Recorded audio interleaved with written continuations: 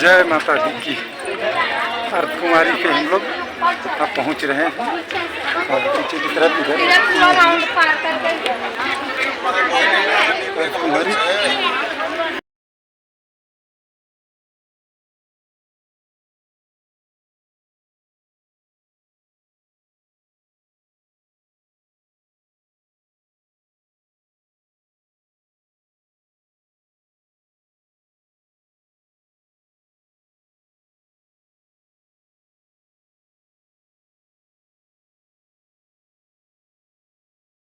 Banganga check post पे है जहाँ पे फ्रीसिंग और चेक पोस्ट होगा, उसके बाद माता की यात्रा, माता की शुरुआत।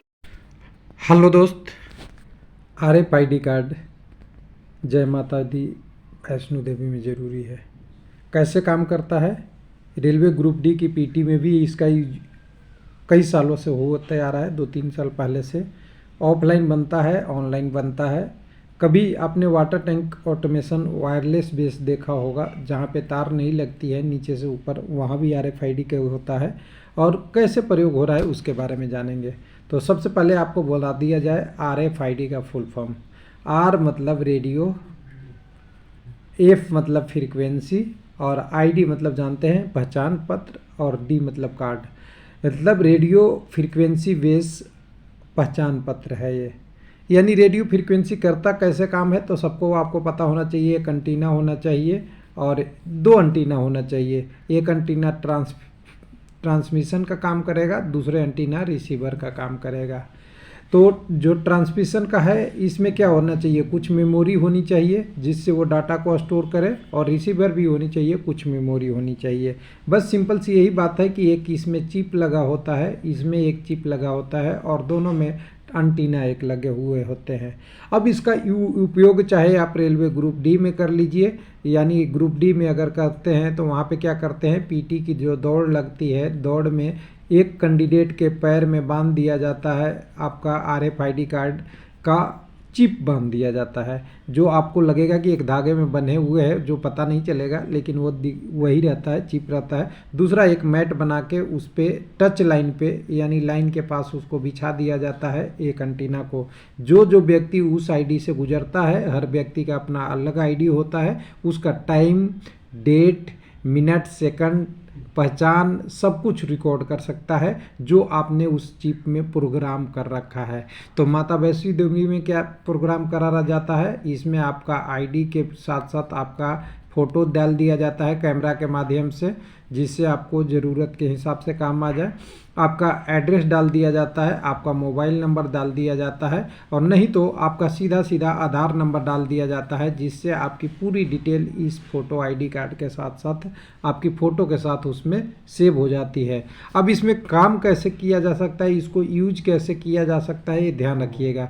तो देखिए, जब ट्रांसमीटर लगा हुआ है, रिसीवर लगा हुआ है, दोनों कहीं भी रहेगा, तो आपकी टाइम, डेट, किसी एक्सीडेंटल टाइम या कोई आपकी रिलीफ टाइम में हर जगह ये ट्रैक हो सकता है। हालांकि इतने संख्या में हर बार ट्रैक नहीं किया जाता है, लेकिन ट्रैक जब किया जाएगा, जब आपका कॉल आएगा, या अगर मान लीजिए कोई एक अकेला व्यक्ति है कहीं वैष्णो देवी माता देवी के रास्ते में कहीं पड़ा हुआ है, जिसकी पहचान नहीं हो पा रही है, चाहे बैठा हुआ है, बोल नहीं पा रहा है, बहुत सारी कंडीशन होती है, कहीं एक्सीडेंटल हो गया, कुछ भी कंडीशन हो गया, उस कंडीशन में आपका जो दूसरा RFID कार्ड का रिसीवर होगा, वो आपके कार्ड के साथ मैच किया जाएगा, तो आपकी पूरी डिटेल निकल जाएगी। आपका आधार नंबर, आपका फ़ोन नंबर, आपका सारा डिटेल निकल जाएगा, और उस डिटेल से आपको इमीडिएट या देर से रिलीफ, जो भी रिलीफ पॉसिबल है वो मिल जाएगी। यानी ये बहुत अब ज़रूरी है, जिसको अब ऑनलाइन नहीं बनाया जा सकता, केवल अभी ऑफलाइन है। फ्यूचर में हो सकता है ऑनलाइन देने का प्रोविज़न दे, लेकिन जब आपका फ़ोटो लेना है, तो फ़ोटो लेने के लिए कुछ ऐसा ऐप बन जाए जिससे आपकी ऑनलाइन फ़ोटो खींच जाए, आपकी डाटा स्टोर हो जाए, वो बन सकती है। लेकिन रिसीव तो करना पड़ेगा आपको कार्ड चिप वहीं पे, क्योंकि ऑनलाइन में आपके पास न ट्रांसमीटर होगा न रिसीवर होगा, तो वो कहाँ से डाटा आपको लेंगे। यानी कुल मिला के अभी ऑफलाइन ही है, जो 25 से 26 काउंटर बने हुए हैं वैष्णो देवी, जम्मू, हेलीपैड, आपका सब अलग अलग जगहों पे वहाँ से हो जाएगा। तो ये रिसीव का समझ गए कंसेप्ट। उसी तरह वाटर टैंक ऑटोमेशन में भी यूज होता है। जैसे आप कह सकते हैं कि एक सिग्नल को भेजना रेडियो फ्रीक्वेंसी के द्वारा और दूसरा सिग्नल को रिसीव करना।